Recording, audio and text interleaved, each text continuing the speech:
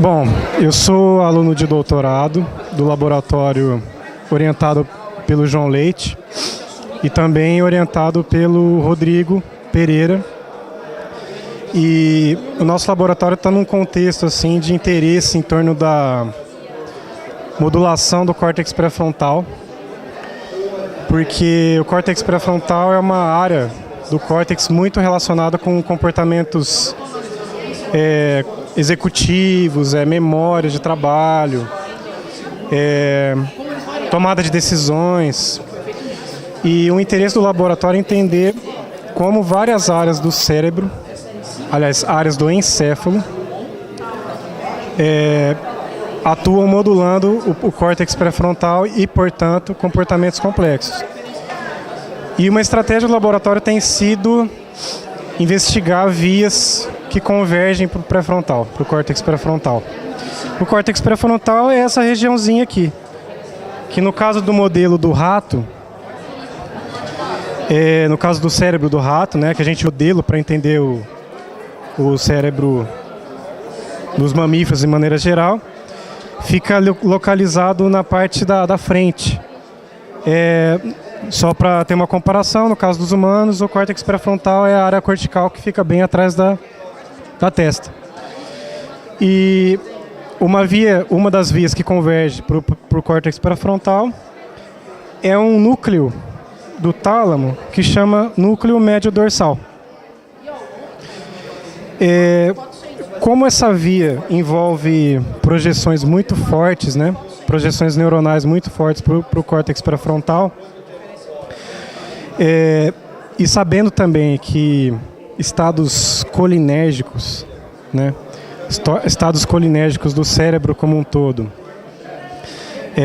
participam de processos como atenção,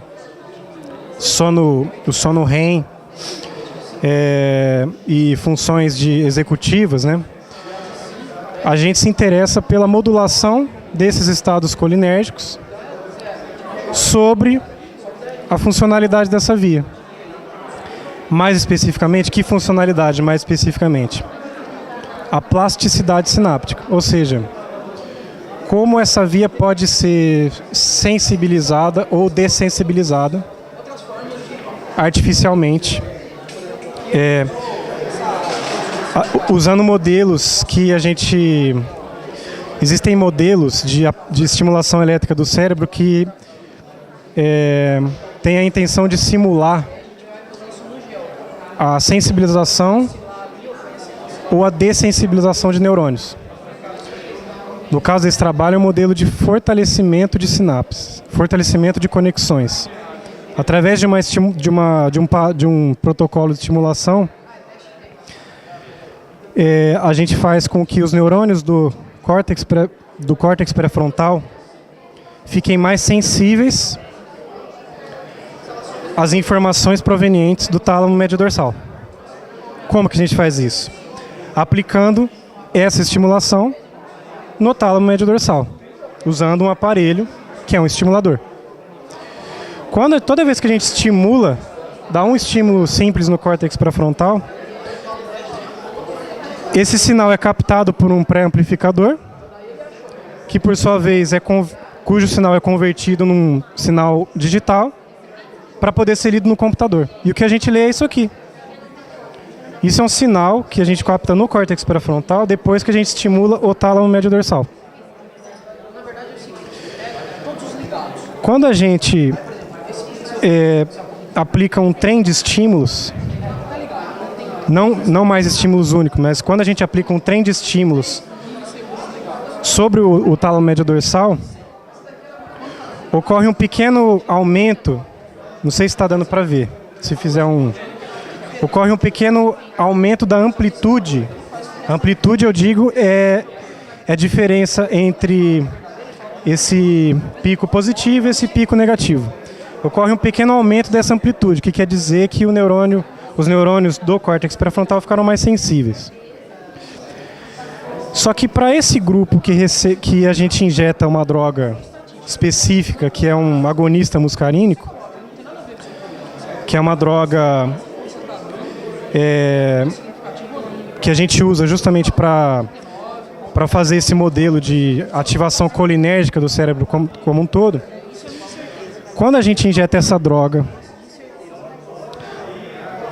no momento da indução dessa plasticidade sináptica, acontece um gradual aumento dessa amplitude ao longo de 4 horas.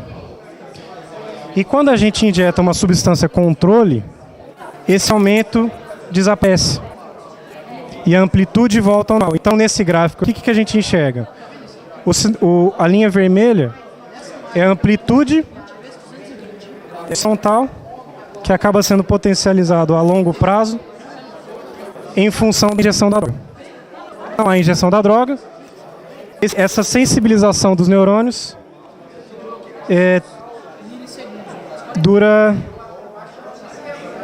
tem uma duração breve, porque depois a amplitude desse sinal volta aos níveis basais.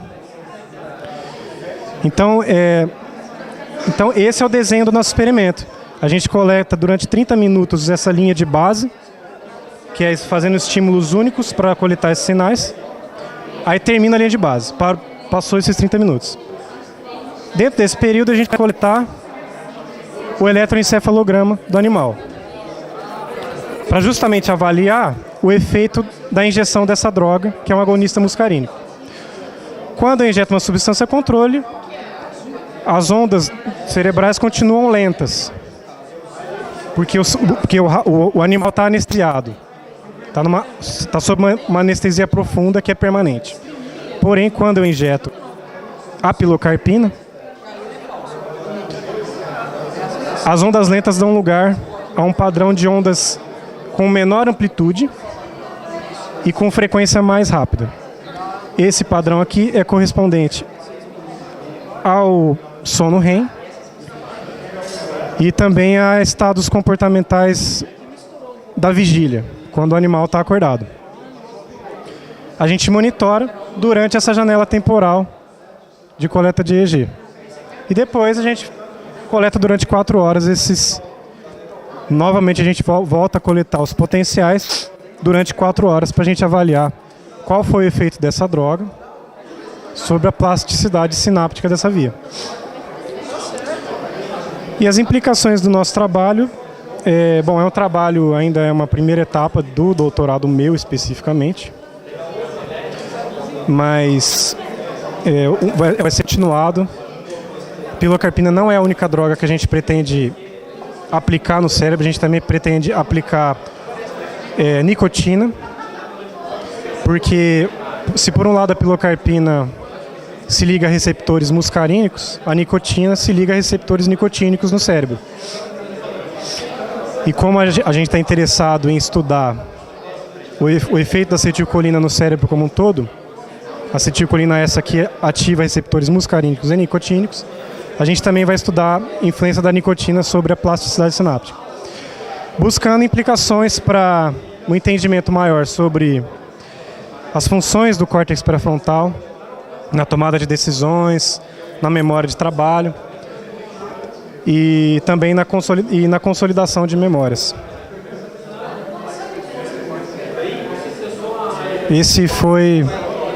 São os resultados de um primeiro semestre, um pouco mais de um primeiro semestre do doutorado meu, no laboratório do Dr. João Leite e do Dr. Rodrigo Ronce Pereira.